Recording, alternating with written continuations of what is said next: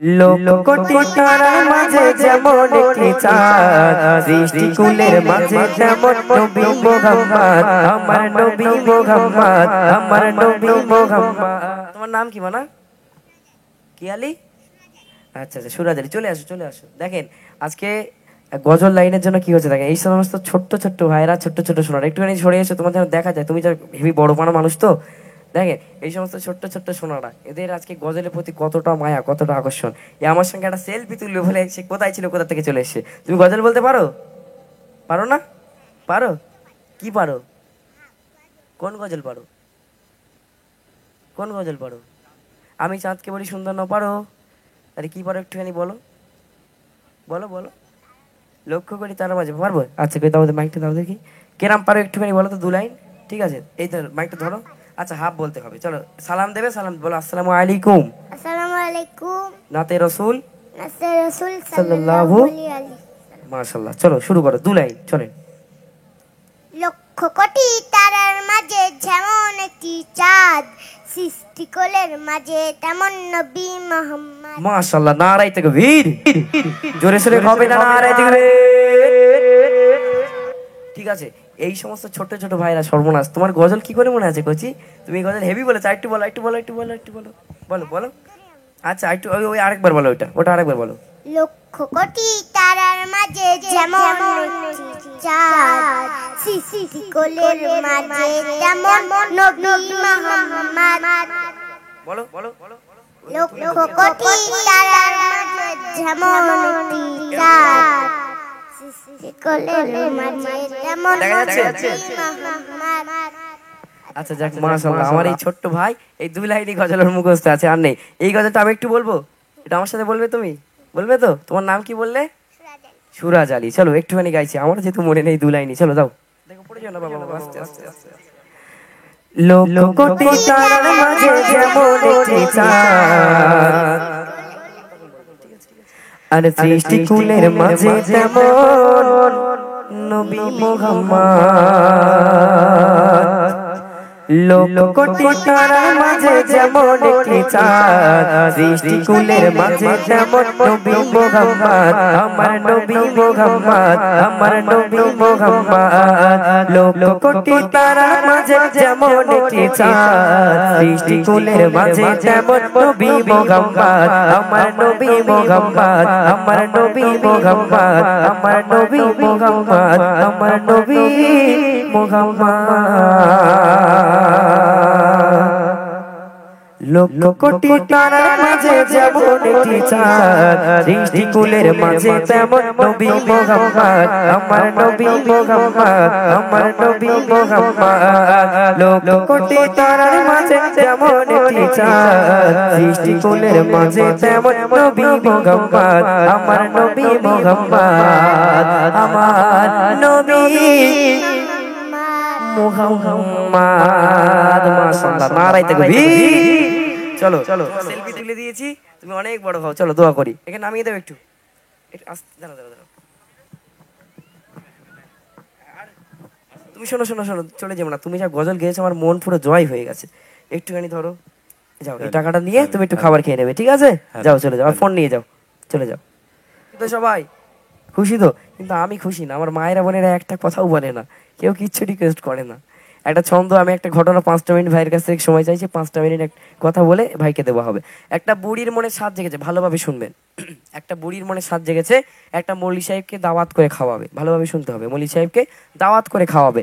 এখন মৌলী সাহেবকে দাওয়াত দিল, মৌলী সাহেব তো আবার হিন্দিতে কথা বলে, মৌলী সাহেব বাংলা বোঝে না। ভালোভাবে শুনবেন, মৌলী সাহেব বাংলা বোঝে না, আর বুড়ি মানুষ, মূর্খ মানুষ, ওর বাবা হিন্দি বোঝে না।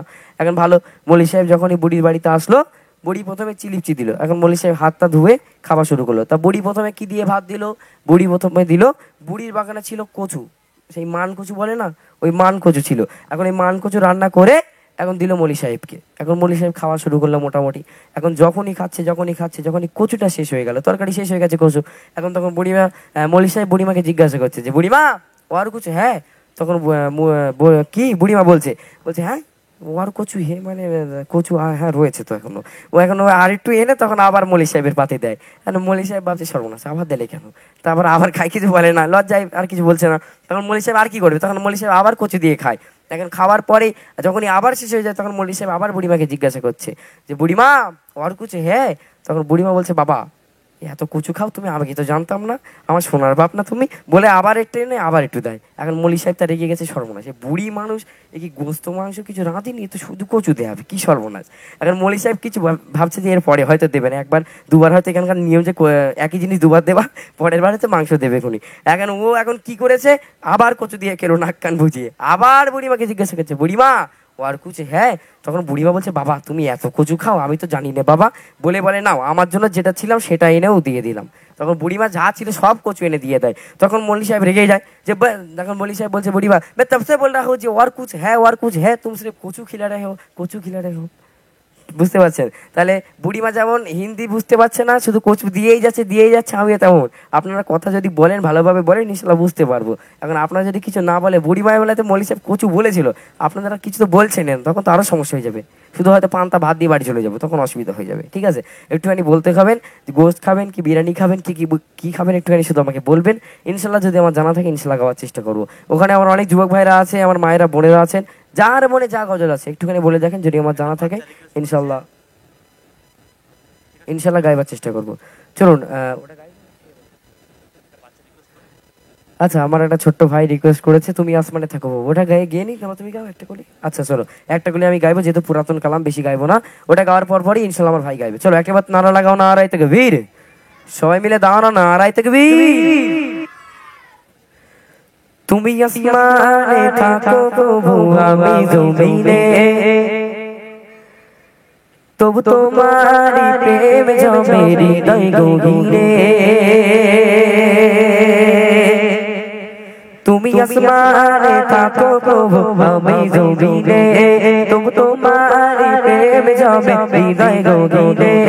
তুমি আসমানে থাকো প্রভু, আমি জমিনে, তবু তোমারি প্রেম জমে হৃদয় গভীরে।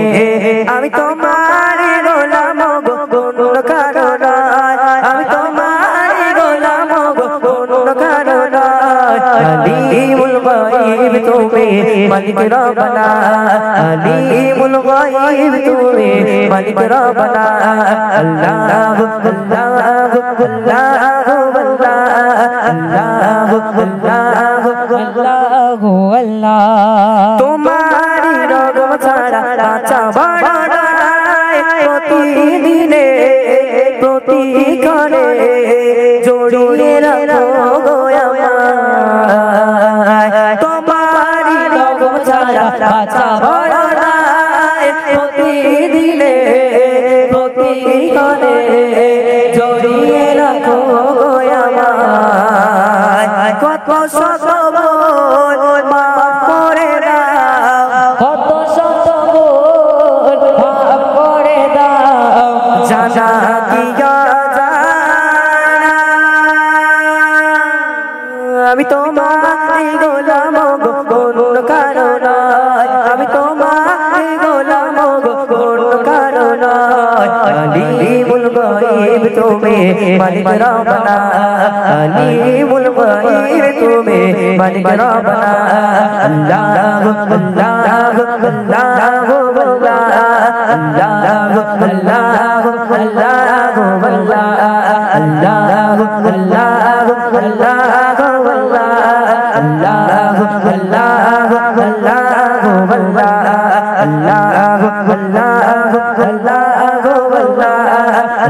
আল্লাহু আল্লাহু তোমারি রহমত ছাড়া বাঁচা বড় না।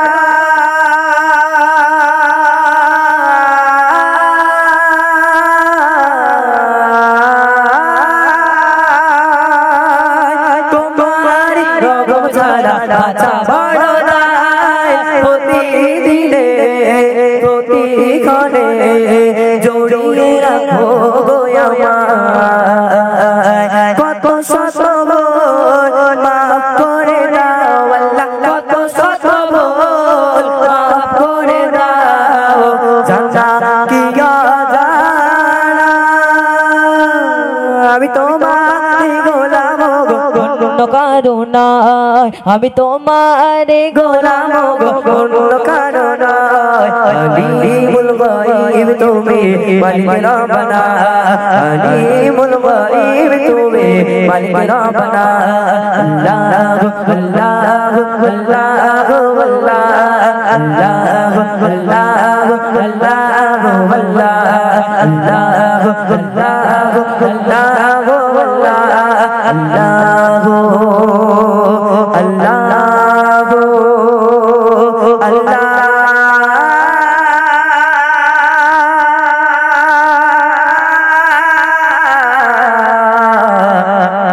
আকবার